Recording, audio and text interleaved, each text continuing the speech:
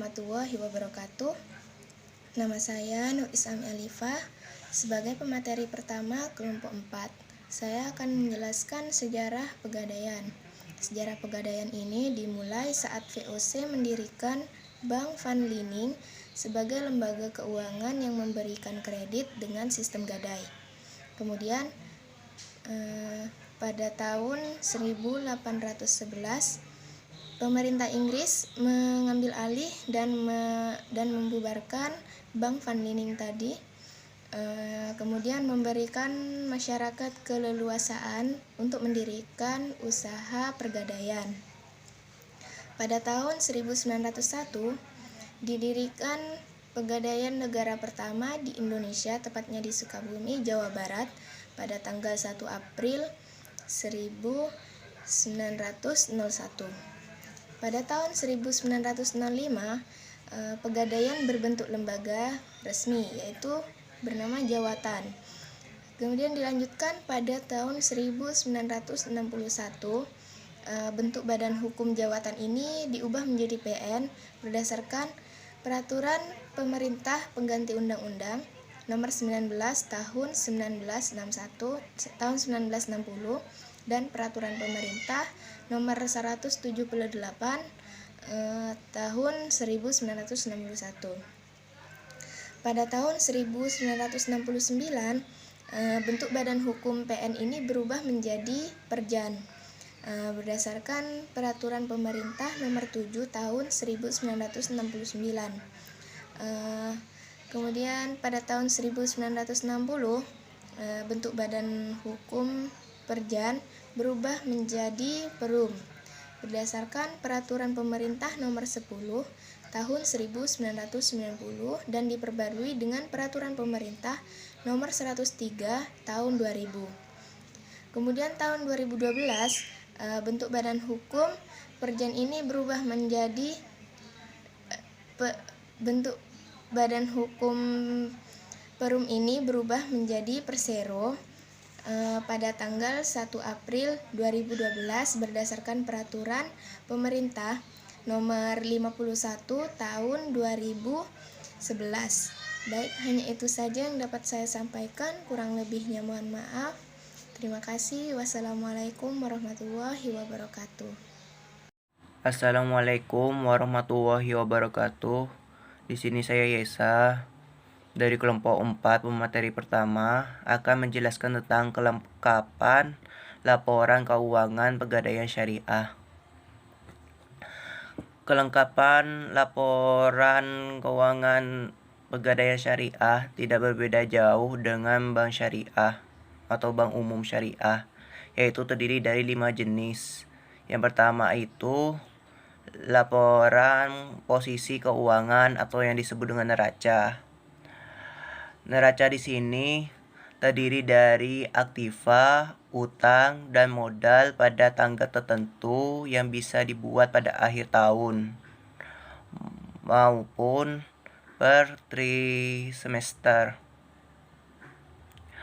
Daftar ini tergolong sistematis karena neraca disusun berdasarkan urutan tertentu. Melalui neraca bisa diketahui jumlah kekayaan perusahaan, kemampuan perusahaan dalam membayar kewajiban, dan kemampuan perusahaan untuk memperoleh tambahan pinjaman dari pihak luar. Yang kedua itu laporan laba rugi. Di sini laporan laba rugi merupakan ikhtisar tentang pendapatan dan beban suatu perusahaan pada periode tertentu, sehingga laba yang diperoleh atau rugi dialami biasanya bisa diketahui. Laporan laba rugi dan penghasilan komprehensif di sini sangatlah penting untuk investor, karena investor di sini bisa mengetahui berapa laba bersih yang dihasilkan oleh perusahaan untuk membayarkan keuntungan bagi si investor. Yang ketiga ini laporan perubahan ekuitas. Jenis laporan keuangan ini menunjukkan perubahan modal untuk periode tertentu, yaitu setiap 6 bulan atau 1 tahun.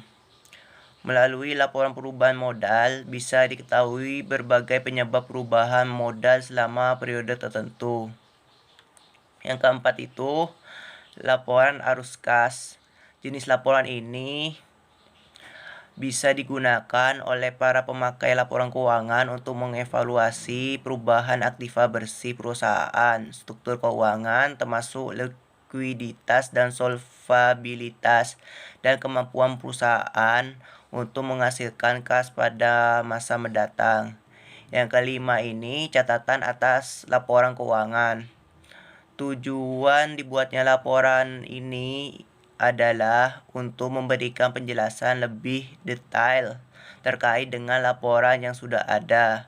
Harapannya laporan keuangan ini dari perusahaan itu bisa mudah terbaca oleh nasabah maupun investor.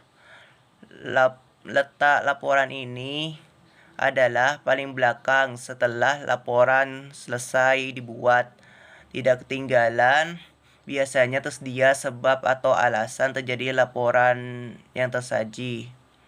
Nanti di dalam akun-akun laporan keuangan ini biasanya menyesuaikan apa produk yang disediakan oleh Pegadaian Syariah. Sekian dari saya, kurangnya mohon maaf. Lanjut pemateri selanjutnya. Assalamualaikum warahmatullahi wabarakatuh. Nama saya Najibul Khair. Di sini saya akan mempresentasikan tentang Fatwa Dewan Syariah Nasional. Fatwa Dewan Syariah Nasional juga disebut sebagai DSN, yaitu ditetapkan pada 28 Maret 2002 oleh Ketua dan Sekretaris DSN tentang Rohan, menentukan bahwa pinjaman dengan menggadaikan barang sebagai barang jaminan yaitu diperbolehkan, tapi dengan ketentuan sebagai berikut. 1. Penerima gadai atau murtahin mempunyai hak untuk menahan barang jaminan sampai semua hutang nasabah tersebut dilunasi. Jadi penerima gadai atau murtahin itu bisa menahan barang yang digadaikannya sampai hutang nasabah tersebut bisa dilunasi. Yang kedua itu barang jaminan atau marhum bih dan manfaatnya tetap menjadi milik nasabah. Yang ketiga itu pemeliharaan dan penyimpanan barang gadai pada dasarnya menjadi kewajiban nasabah, namun dapat dilakukan juga oleh penerima gadai, sedangkan biaya dan pemeliharaan penyimpanan tetap menjadi kewajiban nasabah. Yang keempat yaitu besar biaya pemeliharaan dan penyimpanan barang gadai tidak boleh ditentukan berdasarkan jumlah pinjaman. Yang kelima yaitu penjualan barang gadai. Yang keenam, jika terjadi perselisihan antara kedua belah pihak, maka penyelesaiannya dapat dilakukan melalui Badan Arbitrase Nasional setelah tercapai kesepakatan musyawarah.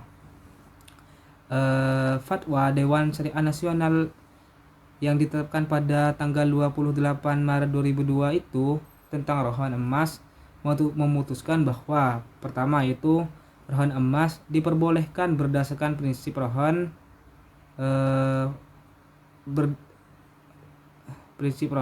yang kedua yaitu ongkos dan biaya penyimpanan barang atau marhun ditanggung oleh Pegadaian. Yang ketiga, ongkos sebagaimana maksud ayat 2 besarnya didasarkan pada pengeluaran yang nyata diperlukan. Yang keempat yaitu biaya penyimpanan barang dilakukan berdasarkan akad ijarah. Yang kedua yaitu fatwa ini berlaku sejak tanggal ditetapkan dengan ketentuan jika kemudian hari ternyata terdapat kekeliruan akan diubah dan disempurnakan sebagai mestinya. Mungkin hanya itu yang dapat saya sampaikan. Selebihnya Mohon maaf. Wabillahi taufiq wal hidayah. Assalamualaikum warahmatullahi wabarakatuh. Assalamualaikum warahmatullahi wabarakatuh. Saya Ahmad Rubiansah. Di sini saya akan melanjutkan presentasi dari Najibul Hoir, yaitu tentang ketentuan khusus bahwa pinjaman dengan menggadaikan barang sebagai jaminan utang dalam bentuk rohan dibolehkan dengan beberapa ketentuan. Yang pertama, rahin menyerahkan bukti kepemilikan kepada murtahin. Yang kedua, penyimpanan barang jaminan dalam bentuk bukti sah kepemilikan atau sertifikat tersebut tidak memindahkan kepemilikan barang ke murtahin. Dan apabila terjadi waran prestasi atau tidak dapat melunasi utangnya, marhun dapat dijual paksa atau dieksekusi langsung baik melalui lelang atau dijual ke pihak lain sesuai prinsip syariah. Yang ketiga, rahin memberikan wewenang kepada murtahin untuk mengeksekusi barang tersebut apabila terjadi waran prestasi atau tidak dapat melunasi. Yang keempat, pemanfaatan barang marhun oleh rahin harus dalam batas kewajiban sesuai kesepakatan. Yang kelima, murtahin dapat mengenakan biaya pemeliharaan dan penyimpanan barang marhun atau berupa bukti sah kepemilikan atau sertifikat yang ditanggung oleh rahin. Yang keenam, besarnya biaya pemeliharaan dan penyimpanan barang marhun tidak boleh dikaitkan dengan jumlah pinjaman yang diberikan. Yang ketujuh, besaran biaya sebagaimana dimaksud huruf C tersebut didasarkan pada pengeluaran yang real dan beban biaya lainnya berdasarkan akad ijarah. Sekian presentasi dari saya, kurang lebihnya mohon maaf. Assalamualaikum warahmatullahi wabarakatuh. Assalamualaikum warahmatullahi wabarakatuh. Nama saya Nafira Zafawa. Di sini saya dari kelompok 4 dan pemateri kelima akan menjelaskan tentang kelebihan gadai syariah. Apa saja kelebihan dari pegadaian syariah? Yang pertama itu persyaratan yang cukup sederhana. Jadi ketika kita ingin menggadaikan suatu barang, maka persyaratan-persyaratan yang harus kita bawa itu cukup sederhana, artinya tidak terlalu banyak dan tidak terlalu rumit. Adapun persyaratan-persyaratan tersebut diantaranya itu adanya fotokopi KTP, yang kedua itu memiliki marhun atau barang jaminan, yang ketiga untuk barang jaminan yang berkendaraan atau bermotor maka harus membawa BPKB dan STNK asli. Yang keempat, nasabah menandatangani surat bukti rohan atau SBR. Yang kedua itu membutuhkan waktu yang cukup singkat untuk memperoleh uang. Artinya pada waktu itu juga nasabah akan memperoleh uang tersebut karena disebabkan prosedur yang cukup sederhana. Yang ketiga itu keanekaragaman barang yang dijadikan jaminan. Di antaranya itu seperti emas, sertifikat, kendaraan maupun barang-barang elektronik. Yang keempat, cukup dipungut biaya administrasi maupun biaya ijroh. Jadi, besarnya biaya administrasi ini ditetapkan oleh Pegadaian pada saat pencairan uang pinjaman. Sedangkan biaya ijroh di sini atau biaya penyimpanan di sini besarnya sesuai dengan jasa simpan nasabah.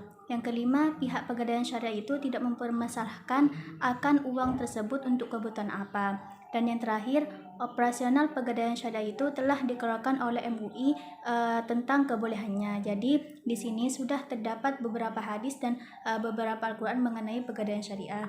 Mungkin hanya ini yang dapat saya sampaikan. Kurang lebihnya saya mohon maaf. Wassalamualaikum warahmatullahi wabarakatuh. Assalamualaikum warahmatullahi wabarakatuh. Nama saya Ika Audila dan saya juga pemateri terakhir, dan sini saya akan menjelaskan kekurangan dari Pegadaian Syariah. Yang pertama, Pegadaian Syariah itu belum memiliki visi dan misi